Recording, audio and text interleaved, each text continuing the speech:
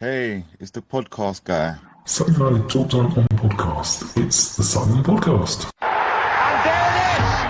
Sutton United at the GM Vauxhall Conference have put out First Division Coventry City, winners of the FA Cup themselves less than 2 years ago.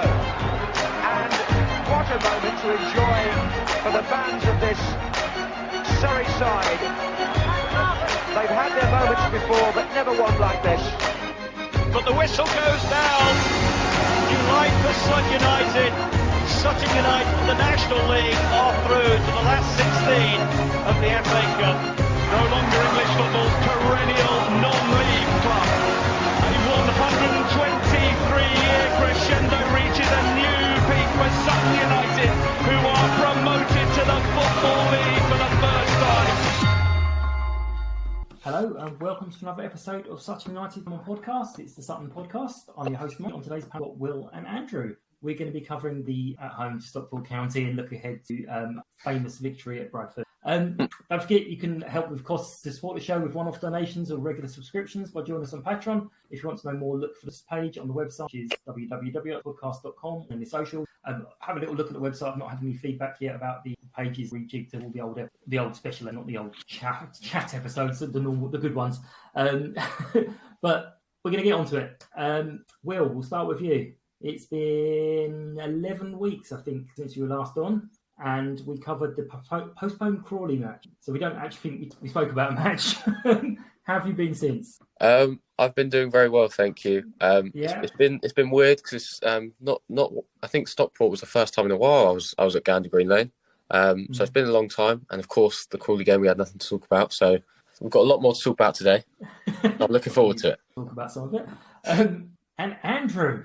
It's been 5 Hello there. months. Is it really that long? 5 months. I think the last one you were on was titled "Sack Everyone and Burn Everything." Was it the Farnborough game? It was the Farnborough game. Oh, yes. jeez.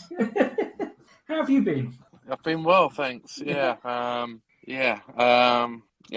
been well. I think the season's starting to peter out, perhaps a little bit for us.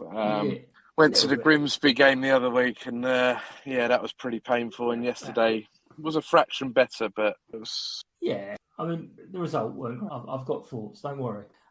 Positive, always positive. Right, some club news is not a huge amount because this is a weird time of year because we're on Sunday. So the women's team are actually at home against Worthing tomorrow. If anyone does get a chance to go to it, go and watch it. Last game was 7-7, same exhausting game of football. And on the podcast news, the one with Claire about the cardiac arrest, really and rightly, I hope everyone today. And before we get on to the match, Will, you let off the hook a little bit because obviously we know you cover Sutton. You very kindly come on here, give your thoughts, but you're a Wimbledon supporter. Less said, the better. Sutton scored a 98th minute equaliser against you yesterday. So But Andrew, I'm going to ask you your thoughts and suggestion of the ultimate team just after the lovely, beautiful... And now, 125 years in the making. The Sutton United Talk Time on podcast. Sutton United all-time ultimate 11. So, of that wonderful movie intro there. We want to know who you would like to put up for a challenge, who you'd like to replace them with, and give them your sort of 30-second sell why you're playing off. So I think I'm taking out Jamie Collins, aren't I? To be replaced by Gwyn Berry. Okay. I only say that he was one of my favourite players when I started coming down in my infancy of supporting the club. Why would I put him in? He racked up a pretty impressive amount of appearances. I think he got to about 350. Amongst numerous spells, and his perm, I think Prey put him in cult status, didn't it? A bit of a cult hero for his hairstyle. Not a couple of not very good reasons, but I'll tell you what, that's why I'm putting him forward. That's going to make the video. Why do you want him in the team? Because of his perm. It was classic, wasn't it? It was a classic. He was instantly recognisable. Absolutely. Okay. we'll put it out for the vote. We'll see JC versus Quinberry. And Mike, I'm really sorry, but my phone is on 1%. I don't think I'm going to see out much longer of this. Well, we've got you giving that anyway. So is that all right? Yeah, if you disappear, you disappear. Okay, I thought I'd give you a heads up. Wicked. Okay, so on to the match. Lineup was a bit kind of like, we've got some back, we've still got some out. How were we thinking before the game? What were you thinking of before the game? We'll start with you, Andrew, while we still got you. Low scoring, I have to say. We seem to have gone a bit goal shy last few weeks. And Hart seems to have definitely cemented the left-back place now. I think Wilson, I don't know if he's still not quite match fit, but he seems to have really cemented himself there. Eastman, I think that was a massive miss. First 5 minutes going off injured. I think he's probably out for the rest of the season. He looked like he jarred his knee, perhaps. I think he's got to shuffle it about a bit up front as well. I'm rating this Liang goal, and I thought he could have started personally yesterday. So, there's a couple of opening thoughts there from me. Yeah, I mean, what were your thoughts? I completely agree with Andrew in terms of Liang goal. I think he's he really offers something different. And off he goes. He didn't want to hear the Wimbledon fan thoughts. Liang goal, I think he's got to be trusted a bit more. He scored a few goals. He can do it off the bench as well, I guess. But why not try him as up top starting? I think it's possibly a fitness thing. So obviously the pairing he went with yesterday is tried and tested. You can trust them about that later. But yeah, the loss of East early on is always a good as well. Harry's obviously a great player. Some for Harry and Ali together, they're defensive. I did actually message Craig earlier. I feel a bit heartless. Asked how it was, saw it was up and walking around. I was like, oh good, at least the kids get rather than having to watch you hopping around. Not that I don't care about your knee. Obviously, I really care that you're in pain, but at least your kids are having a fun Easter. Yeah. So he says he's walking about, but he's really... But, I mean, we huffed and puffed, especially for the sort of first 30 minutes. Matt and Harry did say that they were surprised by the formation from Stockport, and they had to get the players in at half-time, rejig it. I don't know whether other clubs then know this. We seem to hear this a lot really recently. So whether other clubs just decide they're going to just bring a surprise on us, they can change it. It throws us out. What are your thoughts there? I think what I like about Sutton is the 4-4-2 formation. If I was a manager, if I'm playing FIFA, if I'm doing whatever, it's always 4-4-2. It's it can't go wrong. But with all these different formations and pressing styles of football and floating centre backs that can get forward, it kind of makes the 4-4-2 seem like a pretty basic formation. So of course, if Stockport they came and they had that different formation, Grimsby did it. They went a goal up, and it looked like they changed their system and they just took control of the game. It doesn't matter what Matt and the team could have done. It seemed like they had a complete hold of that. So I don't know how you can prepare really against that team, because I watched them play Wimbledon earlier in the season. Somehow Wimbledon beat them. Maybe don't put that in on the final podcast. But you can kind of nullify the formation. But I think Stockport were just too good yesterday, unfortunately. Yeah, I mean, Jack kept us in it. I think it was in the first half hour, so he made a really good save. Yeah. But yeah, it was about the 30. It did start to seem to get a foothold in the game, and we had a good spell just before half time. And it was like, okay, right, we're in there now. So 0-0 half time. With Sutton, you expect Matt to kind of go, right, this is what we want, change things up, and we have a stronger second half towards our end. Everything's set up for a nice big second half. Yeah. And then we went a goal down after 7 or 8 minutes. I know Matt had his thoughts about whether it was a free kick and all the rest of it. But a couple of weeks ago, he said himself, all that doesn't matter, you need to defend it. So even if you think it's wrong, you need to defend it. I think they had another chance, but we then had some other... I think in the first half, there wasn't really... I mean, my summary at halftime was, Sutton they'd be upset with how they started the game. But towards, as you said, the 30-minute mark, they were the stronger side, I felt. And I'm at some point, I'm going to build up the courage to ask Matt and say, can I quickly record you doing a halftime team talk? Because I need that for my Monday morning motivation. Because sometimes, you guys come out at home and in the second half, you're a completely different team. And unfortunately, that didn't happen. The second half, they had an early chance and you had 2 early setbacks, one with Craig in the first half and then the goal in the second half. I think that was only 10 minutes or so. But I think in terms of chances, Sutton didn't really have any clear-cut chances. I can't remember any in the first half. No, first half definitely not. Second half we had a few chances, but I'm not sure they were good chances. I happened to catch it on video, the one where we had it cleared off the line. Yeah. But it was almost in slow motion. Yeah. It was, okay, yes, it could have been a goal. It was cleared off the line. There's no doubt there. But actually, it's a chance you're ever going to see. So it's probably clear but soft. Mm. And Stockport were doing us, but brilliant. There was one point we had a really good counter, and we were going up the other end, and we heard the ball. But suddenly I looked at the ball, because we just broke and pelted. It was swarming all over us at the back. Yeah, I think it was Sutton had a counter, and it was Tanto who actually broke it down. Oh, there was that one as well. Yeah, frustratingly. You would have thought. You would have thought. Oh, well, maybe you let us get back into it. But yeah, where'd you learn that? Yeah, we did think maybe you could let us get back into it, like a winner in the last minute as well. Well, he got through on goal towards the end, and it was. Yeah. I think it was a 2-on-1, and he kind of dribbled towards the corner flag. And I thought, to the corner flag. He said, "Good lad, good lad." Good boy, yeah. But yeah, difficult. But Stockport were a good side. Are a good side. It's one of the few games I've come away with. If we'd nicked the draw there, we would have been lucky. That's the interesting part. I didn't really walk out of the game and think, and the atmosphere. I didn't think like everyone was kind of a bit like us. Points dropped. Like that's fair game. They conquered. Yeah, I think Andrew mentioned the Grimsby one. Definitely came away from that going, why? How did we lose?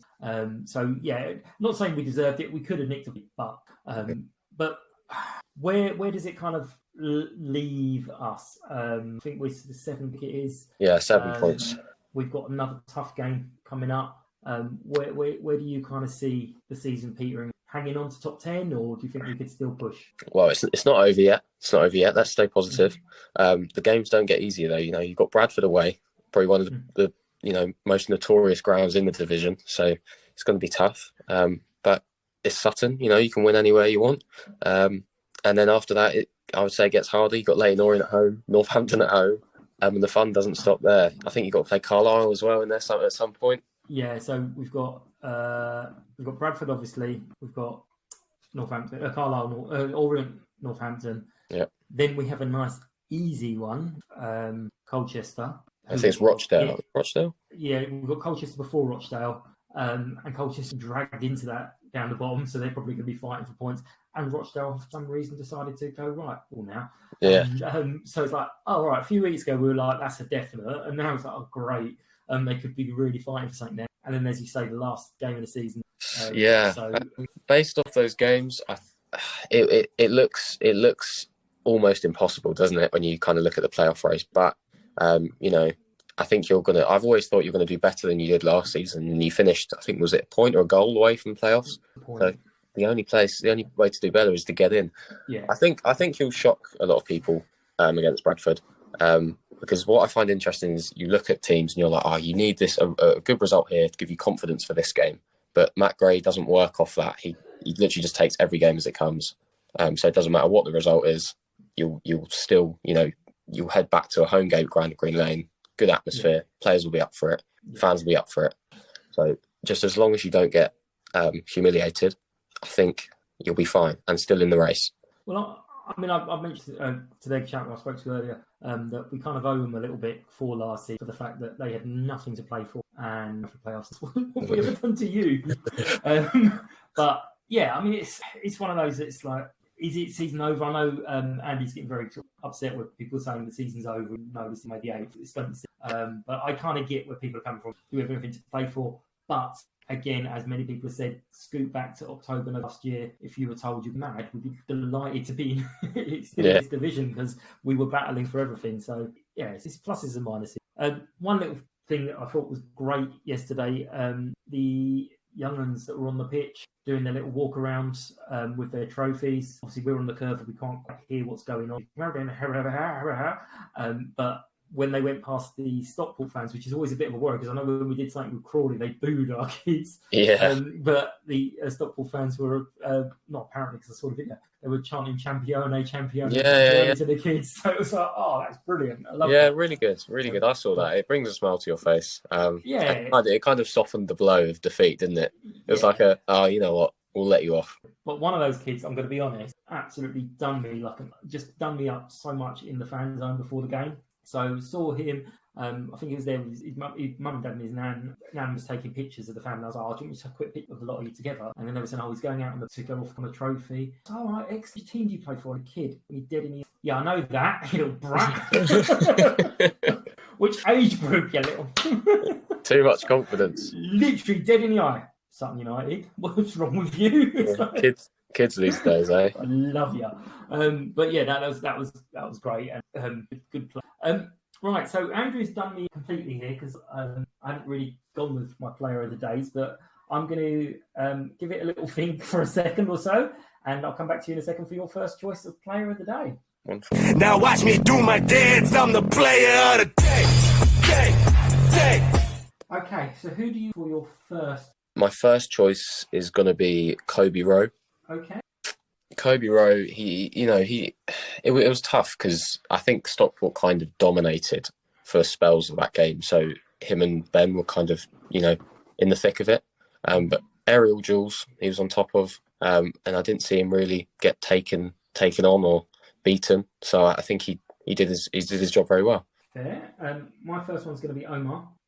It was like going back a few weeks where just battling for every single thing, winning more than his fair share, kept having to come deep to win the ball, to then knock on, and it's like he's the one that should be there to win, to be getting that up front.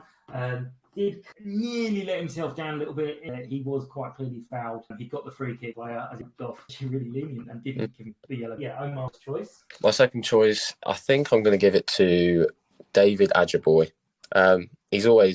He's just so quick. He can always change something, even if Sutton are completely out of it. He'll come up with something. And there was a couple of times he went on searching runs and he got the ball and then just injected something into the game. And you kind of thought, okay, Sutton are still here. They're searching. So that was nice to see. Yeah, there was definite glimpses. Not quite back to his old self. Yeah. The first half, he ran into the box and their player put a brilliant. Yeah. God's sake, what's wrong with you? That should have been a penalty.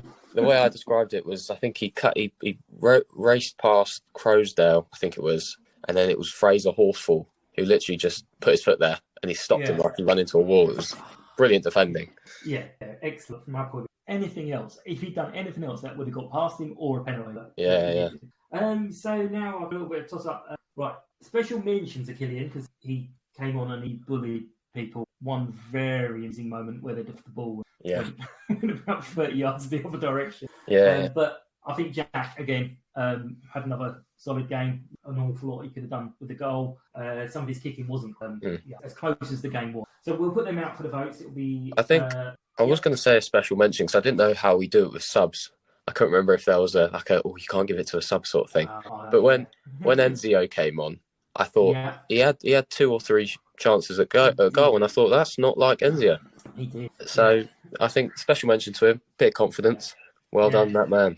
Yeah, no, he did. Again, I think I've got one of them on video as well. So he's taking out the phone at the right moment. Just I'll record this. Hey, it's like Was it the one where he took the free kick and it was quite a poor free kick and it came straight back out to him and it was like on the volley and he'd gone for it, and I think everyone in the stand was a bit like, hey, what's he doing? What are you doing? Yeah. Perfect. Okay, so we'll put them out to the vote. I will be putting the chat that I've got. I had earlier with Andy from the City Vent podcast. So he's the Bradford fan on here. And joining me now, fresh home from the Badlands of West Sussex, is Andy Carr. Hello, Andy. How are you? I'm not too bad, pal. Yourself? Very well, thank you. Before we get on to the joy of Crawley, like to sort of just find out a little bit about people, why they support the club they do. Essentially, it's basically who are you? And I've not pressed the sound clip yet. This is going swimmingly well. Hang on a second. It'll load up, hopefully. Oh, this is beautiful. Oh, technology at its finest, isn't it? Yeah. Well, thank God we're not going live, so I can get some of this out. Here we go. Right. Essentially, it's who are you?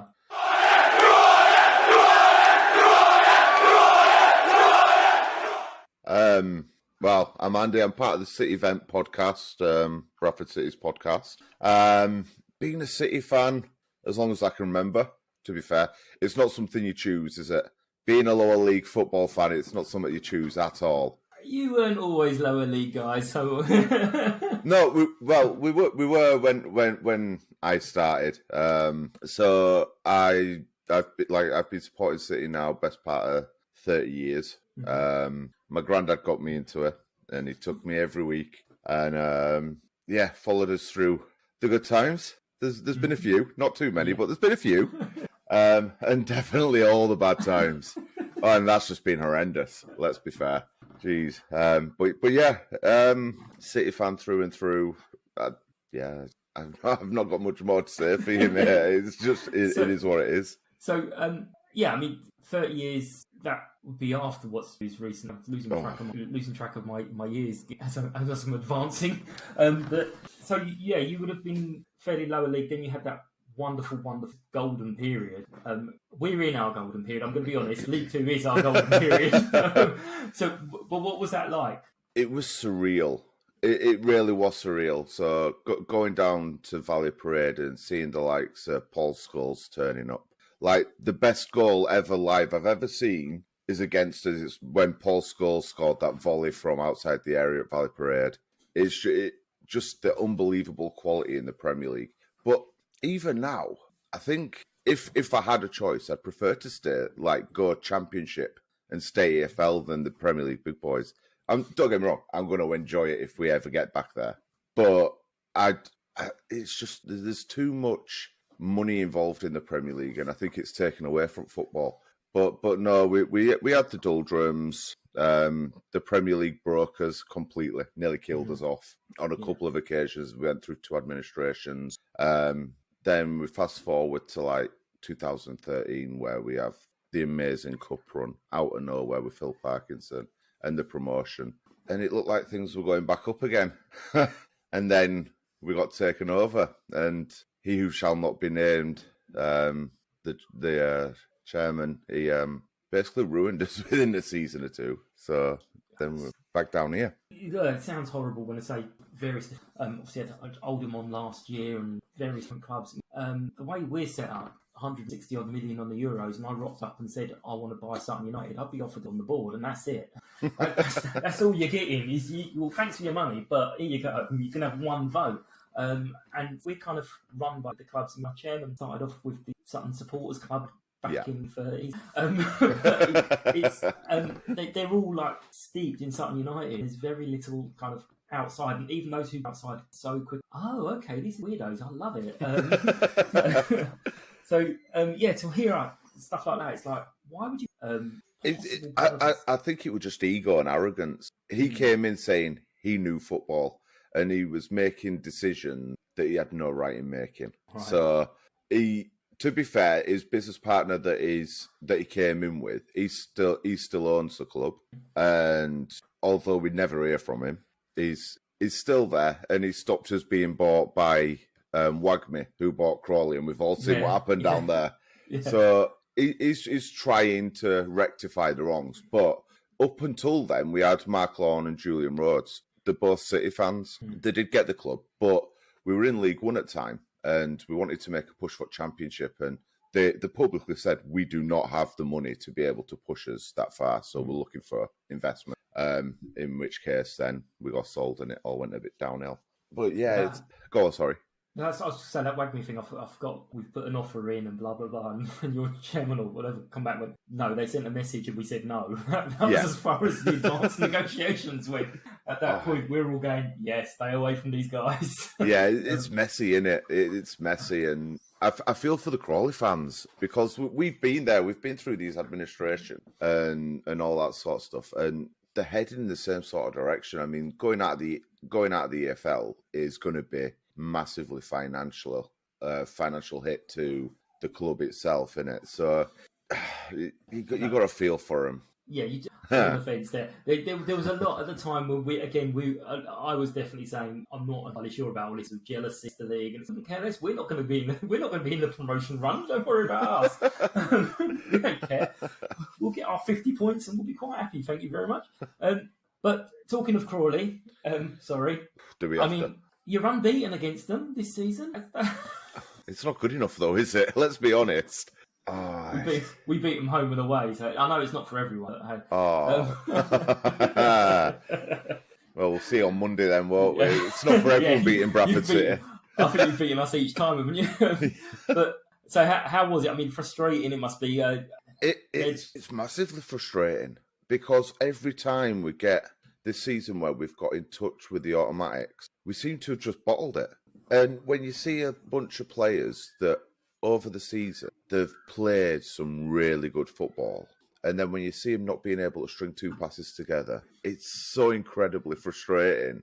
And against the likes of Crawley as well, it's just horrific, to say the least. I was saying similar actually yesterday. We were playing Stockport, who were up there with you. I think they're fifth next. Yeah. And I mean, there were parts of I can see why there's but there are other parts where the annoying thing is I know you can do better. I know we're never going to be the champions of the players, but you like do better, and that's where it's frustrating. But it must be more so for you because say you've got that fellow who scored 400 goals this year. Andy Cook. Do you know what, right? At the start of the season on our podcast, I publicly came out and said, because we'd bought Verde and Oliver, and I publicly came out and said, he's got to go. There's no place for him in this squad. Do you know what? Fair play to him. He knuckled down. He accepted the challenge because Verdane was brought in to be number one striker. And he knuckled down and he's having the season of his life, to be fair. But yeah, so I had a bit of egg on my face with him this season, to be honest. And that's why I never go out on a limb. I'm always stuck on the fence. I think I need to start taking that. Stay on fence. Stay on the fence. Yeah. So on the season so far as a whole, what are the highs and lows? Been the good points. Season on the whole, I mean, Mark Hughes, his style of football's not always the most enjoyable to watch.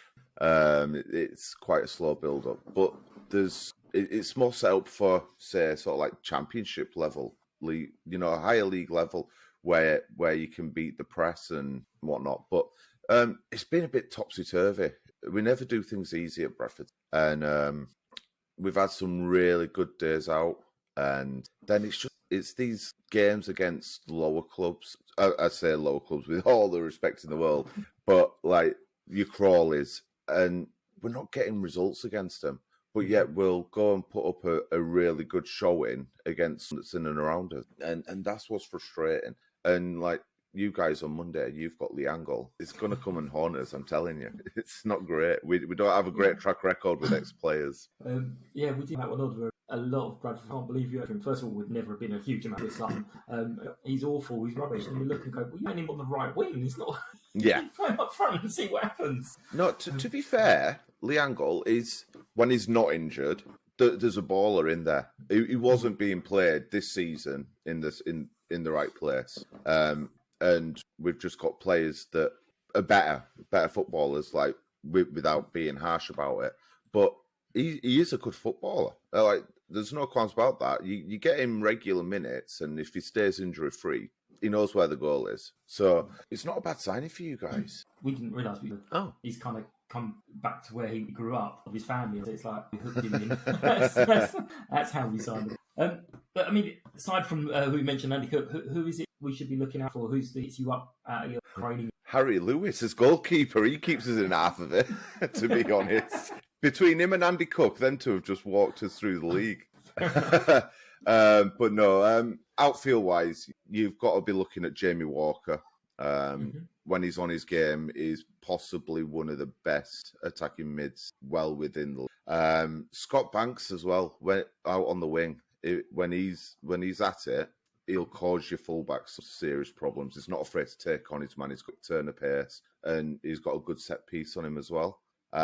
We've got the likes of Gilead in the centre, and he's just a workhorse. He won't stop all game. I think Adam Clayton's going to be missing still, so you've got off quite lucky there because he's come in and he's done some serious bits for us once he's got here. He's really shored up that midfield. So now we've just got the likes of Richie Smallwood for you. We've probably Craig Easby totally brings everyone. Yeah. So he's a big miss. It's not just him. But we're not going to bother with predictions because, as I say, you've always beaten us every time. So, but the most important question for Sutton United fans travelling up is something I like to pub of the week, and where would you recommend us to drink?